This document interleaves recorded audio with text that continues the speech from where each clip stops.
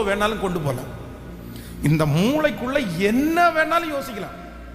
நீங்க இப்போ பாருங்களேன், எங்கிட்ட செய்தி கேட்டு இருக்கிறது மாதிரி தான் தெரியும். ஆனா உங்க மூளையினால வேற யோசிக்க சொல்லுங்களேன், உங்களால முடியும். இப்போ உங்க இங்க இருந்து யோசிக்க முடியும். கதவை போட்டனா இல்லையா, காக்கா வந்துச்சா இல்லையா, துணி காய போட்டனா இல்லையா, வாஷிங் மிஷின் நின்று இருக்குமா இல்லை ஓடிட்டு இருக்குமா, கரண்ட் ஏதாவது கட் ஆயிடுச்சுன்னா போகும்போது அந்த மாதிரி யோசிக்க முடியும்.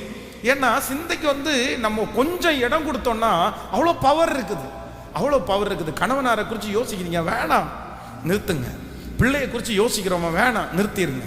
அப்போ என்ன நடக்குது அதை மட்டும் பாருங்க. அதுக்கு என்ன செய்யணும் அதை மட்டும் பாருங்க. என்ன பண்ணலாம், என்ன செய்யலாம், அது மட்டும்தான் யோசிக்கணும் ஒரு தேவனுடைய பிள்ளை. அதுக்கு மட்டும்தான் கான்சன்ட்ரேட் பண்ணும். வேற எந்த சிந்தனையும் இந்த ஒண்ணுல மட்டும் நம்ம ரெடி ஆயிட்டோம்னு வைங்களேன், நம்முடைய வாழ்க்கையே எப்படி ஆயிரும்னா புதுமையாய் மாறிவிடும். ஆமேன் சொல்லுங்க பார்க்கலாம். கேட்கலாமா ஆண்டவரிடத்துல?